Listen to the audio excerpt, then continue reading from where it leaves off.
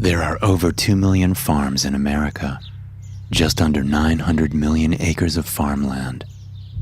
Most people only think about farms when they drive through the countryside and see the rows of crops.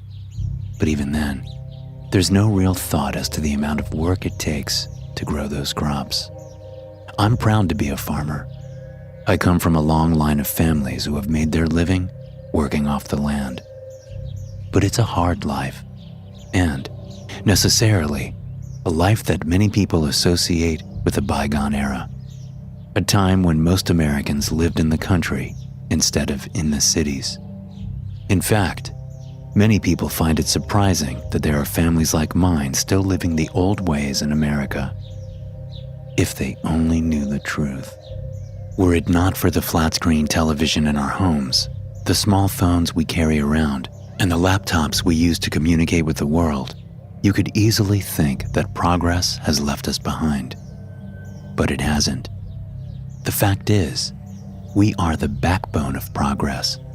We get up before the sun rises and stop work after the sun sets so that people can go to the grocery store and have fresh produce at their fingertips, so they can buy processed foods, many of them made with the major ingredient, corn, right off the shelves. While farming machinery has gotten better over the years, and modified fruits and vegetables have become resilient to the thousands of things that can destroy them, farming has largely remained the same.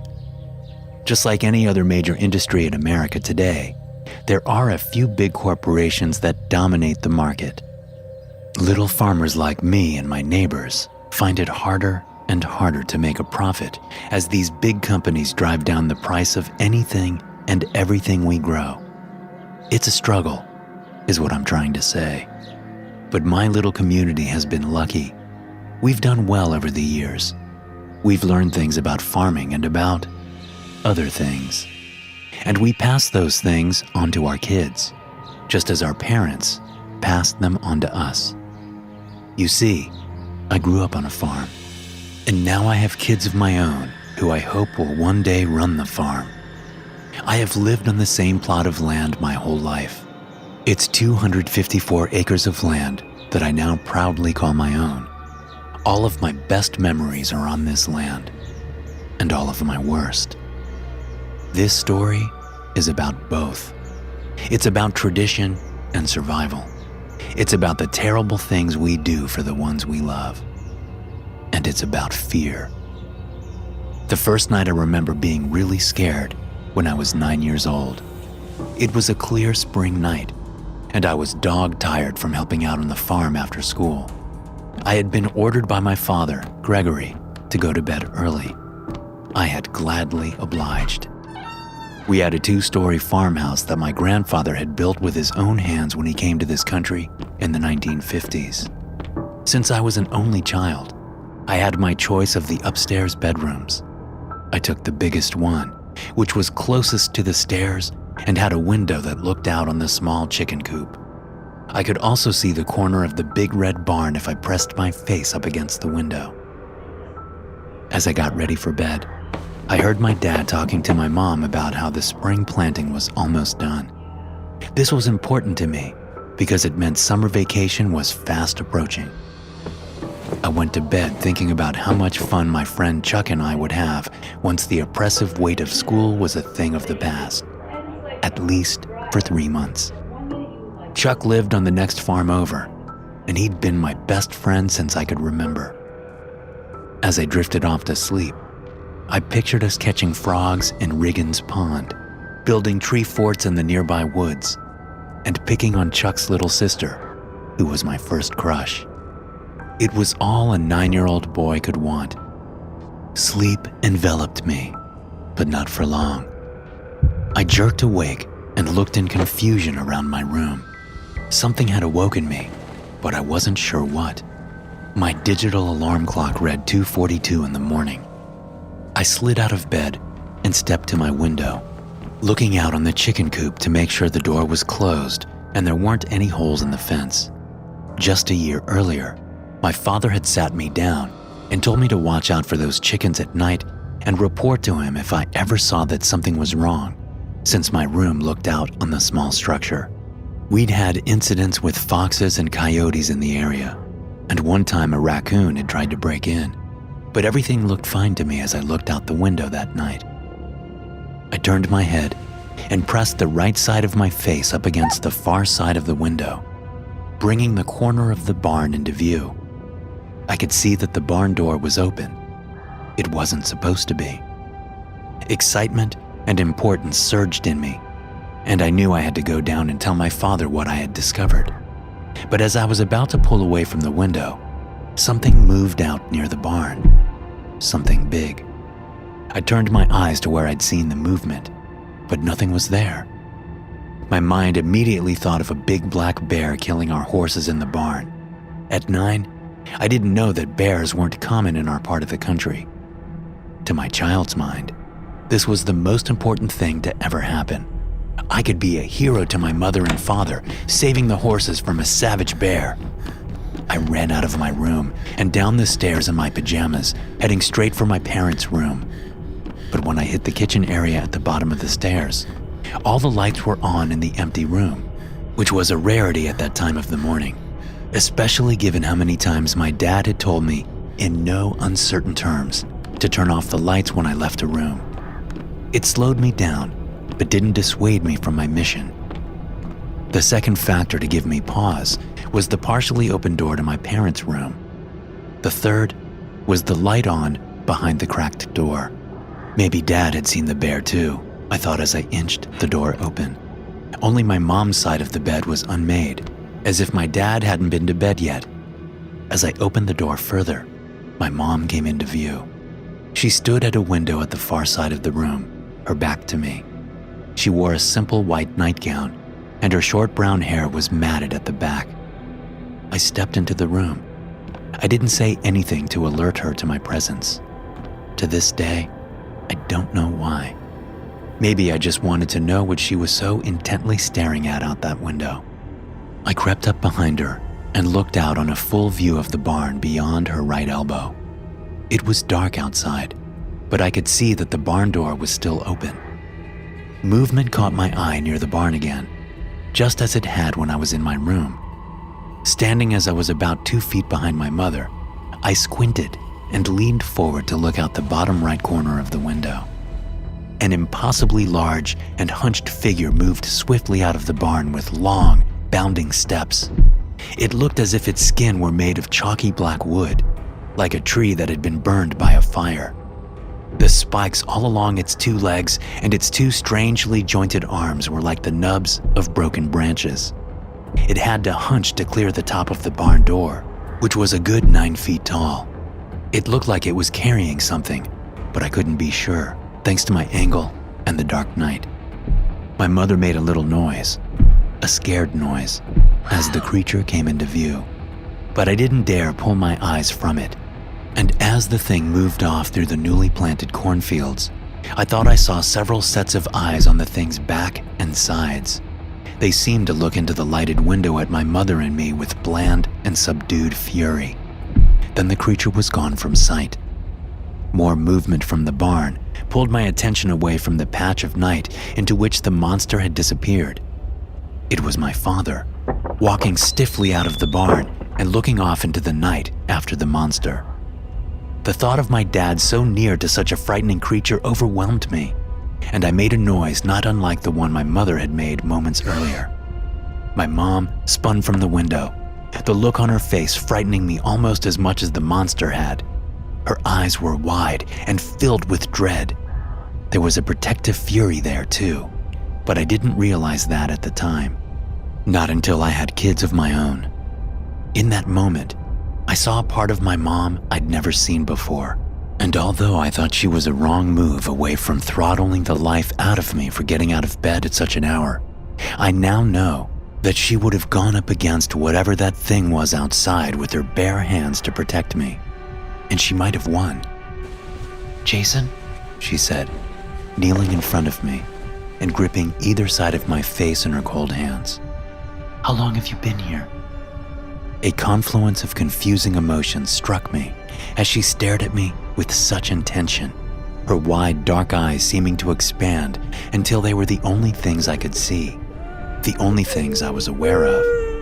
I began bawling, unable to deal with the jumble of thoughts and emotions racing through my developing mind.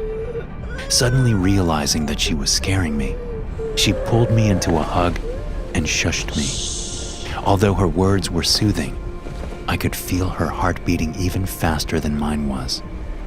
Once I had calmed down, my mother released me from her embrace and held me at arm's length. "Are you all right?" she asked. I nodded, sniffling. "You were having a bad dream. You were sleepwalking," she said. "I saw something outside," I said, my mouth vibrating as I sucked back sobs. "It's okay, baby," she said. "It was only a bad dream, just a bad dream." I heard my father's heavy footfalls enter the house and walk toward the bedroom. I pulled myself together as much as I could, wiping my tears away. The footfalls stopped outside the bedroom door. My mom looked up and over my shoulder. Before I turned around, I looked over my mom's shoulder at the barn. The door was closed. "He had a bad dream," she said as I turned to face my father. My dad stood there in his boots, jeans, plain t-shirt, and flannel jacket, looking down at me with a worry in his eyes I'd never seen before. Several long moments passed as he looked slowly from me to my mother, still kneeling behind me. "You okay, Jason?" he said finally. I nodded. "Get on to bed then," he said. "Yes, sir," I said. He ruffled my hair with one square, calloused hand as I walked past. Visions of the creature made sleep difficult that night, but I latched eagerly onto the notion that it was a vivid nightmare. Eventually, sleep took me. Days passed, and then weeks. The incident receded from my conscious mind as spring turned to summer. By the time summer was in full swing, I truly believed that the whole incident was just a nightmare, a product of my overactive imagination. And I believed that for a long time, years, in fact. I could explain some other strange happenings around the place, like the occasional deer found in the woods, torn in half with only its fur missing, or the few cats that disappeared off our property over the years, the few dogs I found ripped apart and skinned while roaming the countryside with Chuck, or the news reports of missing children we heard about from the bigger towns and cities surrounding us. We just managed to shrug these instances off. After all, life in the country was hard on animals. There may not have been bears around, but there were certainly other predators that would kill and eat deer, cats, and dogs. And as for the kids, well, we were beginning to realize that life was pretty tough on a lot of people. Kids ran away for all sorts of reasons, and realizing that was a part of growing up, I thought. I finished high school and toyed with the idea of going to college. But by that time, I was in a pretty serious relationship with Sandra, who is now my wife. Besides, I was never going to leave. Farming was all I knew. It's all I know. After I finished high school, my father started clearing a plot of land on a small hill about 100 yards from the house. And then we started building a new house on that land. It was our project, and I was glad to work on it, even before he told me it was for me and my family. I had assumed that he and Mother were going to move out of the old house and into the new one, and I guess I figured I would stay nearby somewhere. But it made sense to build the house for us. When I told Sandra about it, she was thrilled. It took us 2 years to finish that house, and when it was done, I proposed to Sandra. We got married a year later and moved into the house. We were 21 years old. My son Isaac came along just after my 23rd birthday. Bethany, our youngest, came along 2 years later. Isaac is turning 11 soon. Not long after, Bethany will be 9. Time flies. I'm glossing over those formative years not because they weren't important. They were. I learned a lot about farming and about life during my high school years. In fact, Looking back, some of the hard lessons I learned made me who I am today. They've allowed me to do what it takes to become a man, to step up and provide for my family. I learned that life isn't fair for a lot of people, and that you have to play the hand you've been given. You have to build on what has come before you in any way you can, so your kids can build on it even more, and their kids after them. This is the way of life. But I'm getting off topic. Years passed. Sandra and I were busy raising the kids in our 20s. And when we weren't with the kids, we were both working on the farm, helping it prosper. I got to work alongside my mother, my father, and my wife. It was a good time in life. And although margins were a little tight, we managed to profit every year. We didn't have to go into debt for long, which was pretty good for a small family farm like ours. The times weren't without their struggles. It wasn't all sunshine and rainbows, but it was good. Overall, it was good. When Sandra and I needed a weekend away, my parents took the kids, or Sandra's parents did, as they lived nearby and had a small farm of their own. When things were under control on the farm, my mom and dad got to go see some of the world. They got to go to Europe one year and started taking little cruises after that. What more could you ask for? But my parents were in their late 30s when they had me, and they were getting old. Just a few years ago, my father died. He had a stroke in the shower one day, just like that, gone. He was 70 years old. After his death, things started getting strange around the farm. My mother started to lose it a little bit. Alzheimer's, they said it was. Just a few months ago, I was coming back late from tilling a field for green beans when I caught her wandering around in her nightgown, a plain white one, much like the one she was wearing that night so many years ago. I was walking back from the equipment shed when I saw her by the old barn, looking out into the night, muttering to herself. "Mom?" I said. "What are you doing out here?" She turned at the sound of my voice, her cloudy eyes smiling when she saw me. "Jason," she said, "why is it back? Why has it come back so soon?" "What, Mom?" I said, humoring her. I'd been having a lot of these pointless conversations with her of late. "It's not our turn," she said. "We just had our turn. Your father took care of it, didn't he?" "Mom, Dad's been dead for 3 years. You know that. Now, let's go back inside. It's supposed to get down to 40 tonight, and you're in your bare feet." She gripped the collar of my shirt and brought my face toward hers. I could see, even in the quickly growing dark, that her eyes had cleared. "How long?" she said. 3 years? The intensity of her gaze and the strength of her grip caused panic to constrict my throat. "Yes, Mom," I said hoarsely. "He's been gone for 3 years now, don't you remember?" "Did he tell you?" she asked, still holding onto my shirt, still intense. "Tell me what, Mom?" "He kept saying he would tell you. He said you'd understand, but he never did he? I guess I'll have to tell you. This is our year. It's our year." "Mom, what are you talking about? Tell me what?" "Come with me to the barn," my mother said, trading her grip on my shirt for one on my wrist. She pulled me along as I asked her what this was about.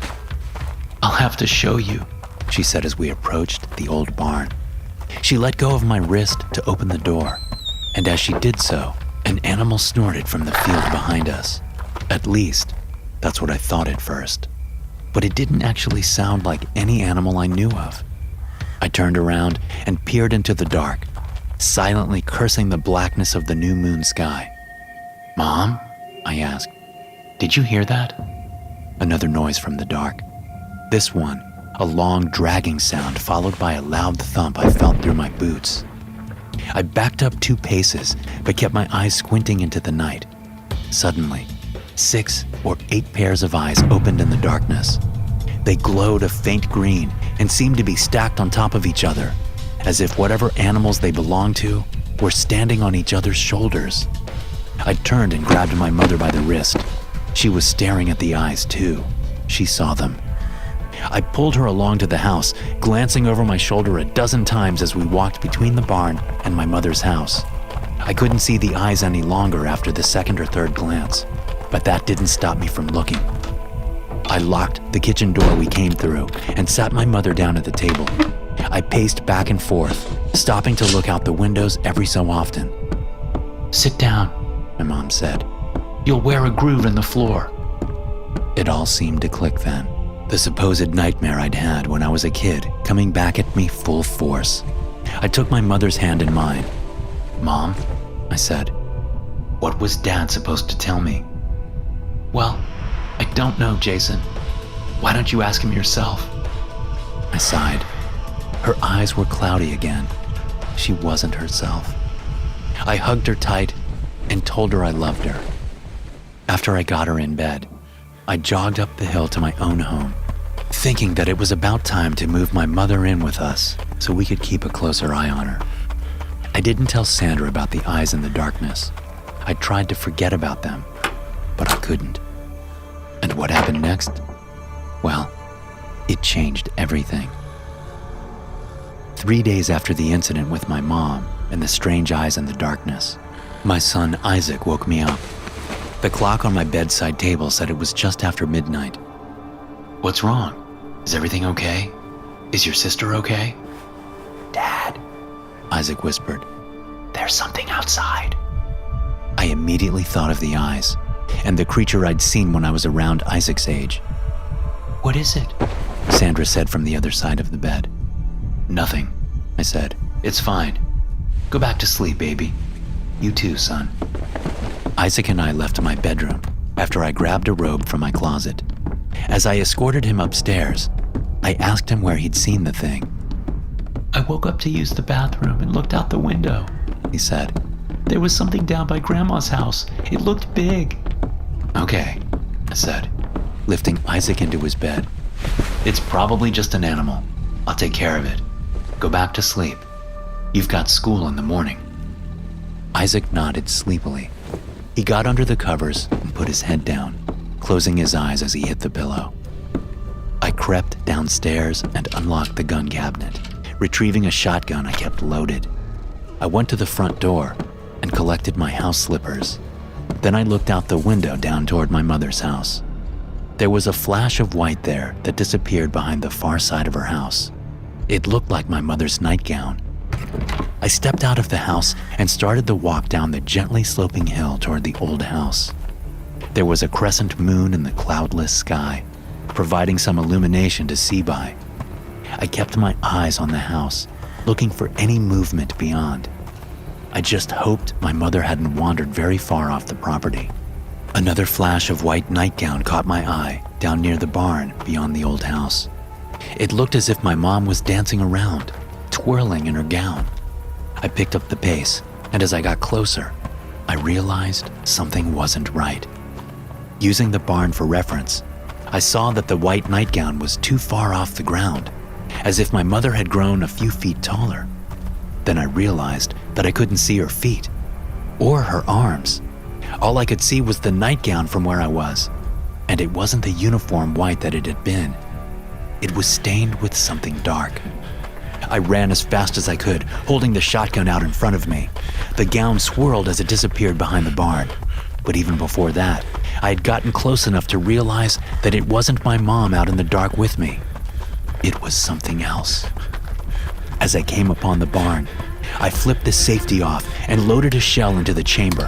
I slowed as I approached the corner, behind which the gown had disappeared. I put my back to the barn and took a few deep breaths. Then I stepped out, turning the corner and leveling the shotgun, pressing it against my shoulder. My mother stood there, staring at me, somehow hovering off the ground. At least, that's what my brain wanted to see. It took a split second for the reality to wash over me, freezing me to the ground.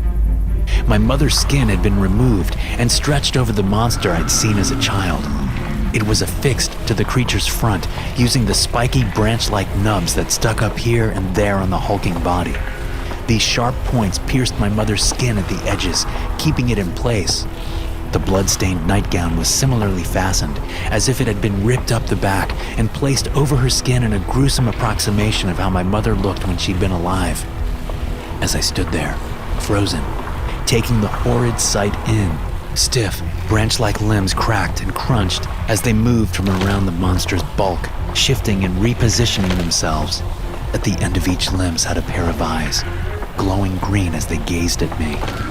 A sound like mounds of earth moving came from the monster just before one of its gnarled, trunk-like legs moved toward me.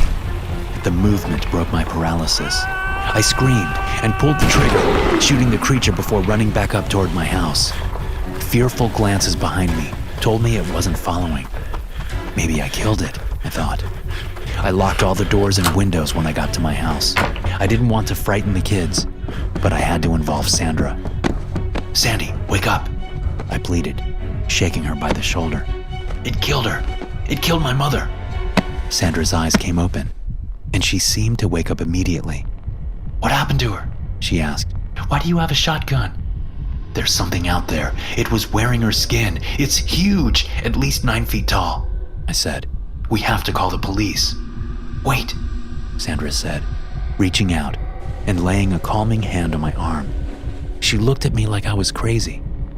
"Your dad," she said, trailing off as something occurred to her. "What about my dad?" I asked. "Did you not hear what I just said?" "I heard you, but we need to be smart about this. Before we call the sheriff, let's get Chuck over here. What do you think about that?" Like me, my friend since childhood, Chuck, had taken over his parents' farm. He had a wife and a son a little older than mine.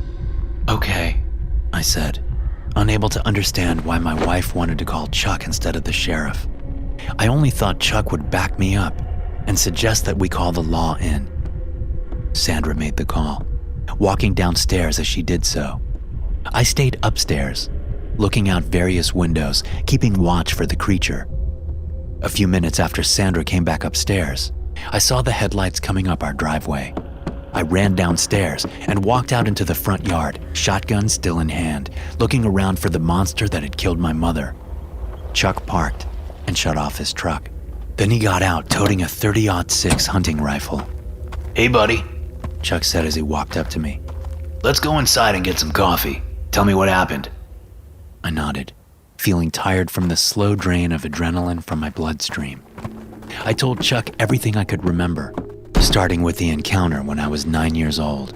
I told him about seeing the eyes in the darkness 3 days previous, and ended with the night's incident and the apparent death of my mother.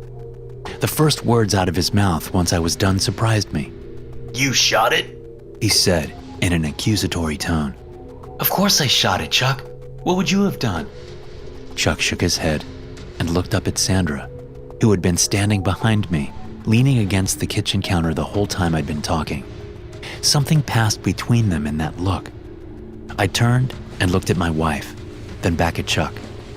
"What the hell is going on here?" I asked. "I tell you a monster killed my mother, and you act like I shot an endangered species." Chuck shook his head again. "I don't know why your daddy didn't tell you," he said. "My daddy told me when I was 21 years old.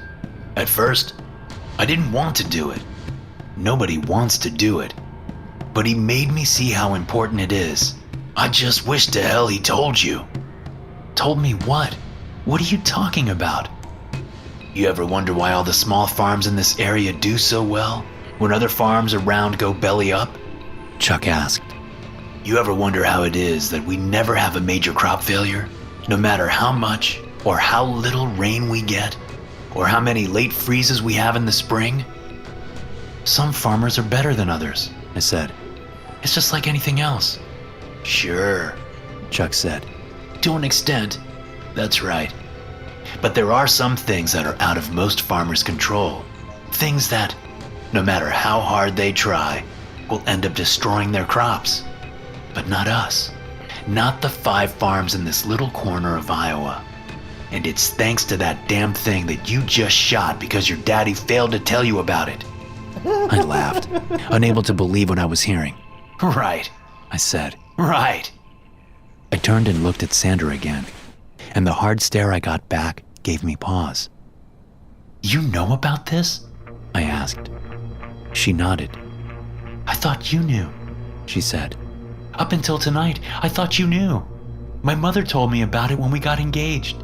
She told me that it wouldn't be discussed, that if you wanted to talk about it, you would bring it up. She said that's how it had always been done." I turned in my seat, putting my head in my hands, trying to process what they were telling me. "Your dad must have taken it upon himself to do it all this time," Chuck said. "Every time it was your turn, your dad did it. He must have been putting off telling you. And then he died. And this is your year, Jason," Chuck said, echoing the words my mother had said just 3 nights previous. She'd been trying to tell me, to warn me, but her failing mind had gotten in the way, and now she was gone. "My year to what?" I asked, knowing I wouldn't like the answer. "Your year to make a sacrifice to our protector, our God." "Sacrifice?" I whispered. "That's the reason it went after your mom," Chuck said. "It's hungry. You were supposed to feed it a month ago, and now that you've shot it, there's no telling what it'll do. We've got to make this right, Jason. You've got to. It's your job as the man of the house, the provider. You've got to shoulder your part of the burden." "What?" I said, swallowing hard. "What does it take? What do I have to do?" Chuck told me. He explained it all to me, like my dad should have done years ago. I'm here, now, sitting in my barn, going over what I'm supposed to do. It has been 2 days since my mother's death.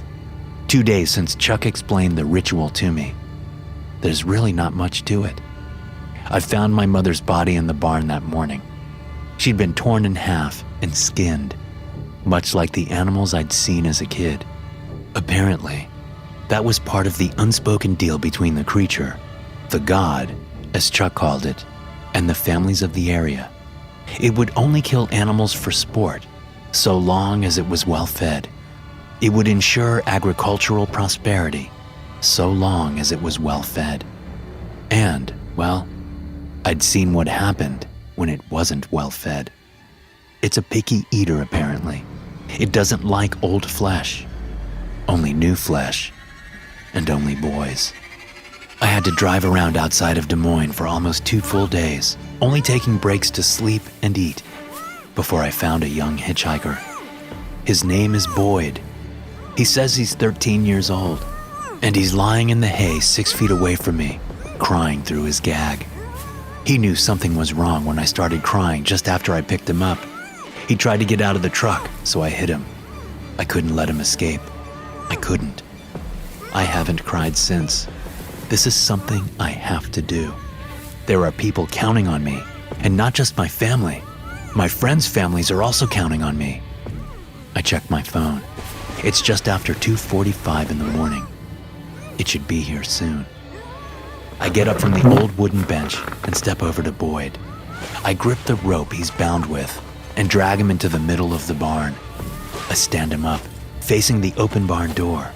I pull out my pocket knife and cut the rope with my right hand, keeping my left arm wrapped around his little neck. I don't remove the binds around his hands. Those I can leave. Or so Chuck said. "Don't try to run. I don't want to have to hit you again," I whisper in his ear. His muffled cries increase as he struggles weakly. I can feel the wetness of his tears as they drop onto my forearm under his chin. "I don't expect you to forgive me for this," I say, "but I'm not a bad guy. I don't enjoy this. I wish to hell I didn't have to do it." I hear movement outside, the sound like a mound of dirt shifting. It's coming. "Think of it this way," I say to Boyd. "We help feed the world. We're putting food on tables so people can eat and stay healthy and live their lives. So, in a way, you're helping to feed the world too. Even though the people eating the food that comes from our farms will never know your sacrifice, they'll never know mine either." The creature, Cernunitus, Chuck said its name was, comes into view, ducking through the barn door. 2 branch-like appendages are positioned over its shoulders. the eyes at the ends of them looking at the boy. The creature's two long arms shift forward, and I see the glistening claws at the ends of them. They're shiny and black, reminding me of obsidian. I notice that its two trunk-like feet end in giant hooves, and that its skin looks exactly like the bark of a burned tree. Its large mouth opens, revealing rows of sharp, shifting black teeth. Boyd screams through his gag. "Take solace in the fact that you're giving your life for the greater good," I say to him as the creature approaches. "I know you're just a boy. I'm sorry it had to be you. I really am. Now be quiet and don't worry. It'll be over fast. You won't hardly feel anything." I shove the boy forward, and the creature sweeps him up, a dozen more eyes creaking around from its back to look hungrily at the boy in its grasp. I watch as the creature shoves Boyd's head into its mouth and clamps down with those dark, shifting teeth. A spray of blood erupts as Boyd's head separates from his neck. I turn away, thinking of Sandra and Isaac and Bethany. When I turn back, there are 6 pairs of eyes looking at me from their places on the creature's back as it lumbers away into the darkness. I can just see Boyd's tennis shoes sticking out from between the creature's right arm and its body as it cradles the dead boy protectively, taking him somewhere to finish the meal. As I close the barn door and head back up to the house, I make a promise to myself. I promise I'll tell Isaac about this when he's ready, before it's too late. I'll do my son the favor my dad never did me. Thanks for listening. If you enjoy these stories, be sure to subscribe to the podcast and check out some more of my episodes here.